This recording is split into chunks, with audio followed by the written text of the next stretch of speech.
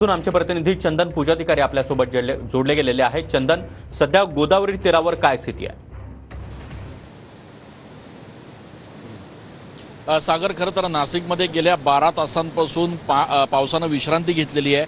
मात्र गंगापूर धरणातनं 8100 क्युसेसनं पाण्याचा विसर्ग जो आहे तो सातत्यानं कालपासून सुरू आहे आणि त्यामुळे आपण बघू शकतो की नाशिककरांना पहिला यंदाच्या हंगामातला जो पूर आहे तो या ठिकाणी अनुभवायला मिळतो आहे। या संपूर्ण नाशिकच्या पुराचं मापक त्याचं एकूण इंडिकेटर म्हणून ज्या दुतोंड्या मारुतीकडे बघितलं जातं त्या दुतोंड्या मारुतीच्या कमरेपर्यंत सध्या गंगापूर धरणातनं सोडलेलं हे पाणी जे आहे ते लागलेलं आहे। एवढंच नाही तर संपूर्ण गोदाघाट परिसरातले हे छोटे मोठे मंदिरं जे आहेत ते सध्या पाण्याखाली असल्याचं दृश्य नाशिकच्या गोदाघाट परिसरात बघायला मिळतं आहे। जवळपास 102 मिलीमीटर एवढा पाऊस अवघ्या 24 तासांमध्ये नाशिकमध्ये झालेला आहे।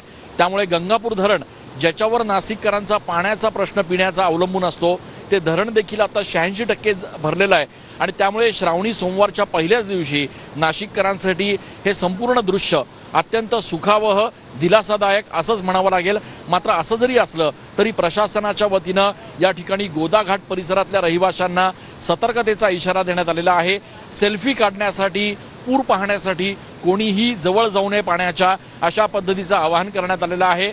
काल या ठिकाणी काही पर्यटक जे आले होते ते वाहून गेल्याची दुर्दैवी घटना घडलेली आहे आणि त्या पार्श्वभूमीवर गोदाघाट परिसरातल्या रहिवाशांना देखील सतर्कतेचा इशारा देण्यात आलेला आहे। आज आणि उद्या मध्यम स्वरूपाचा पाऊस अपेक्षित आहे आणि त्यामुळे आता सगळ्याच प्रशासकीय यंत्रणा हाय अलर्टवर असल्याचं बघायला मिळतंय। नक्की चंदन, तुम्ही आपल्या सोबत राहाच। आपण पुण्यामध्ये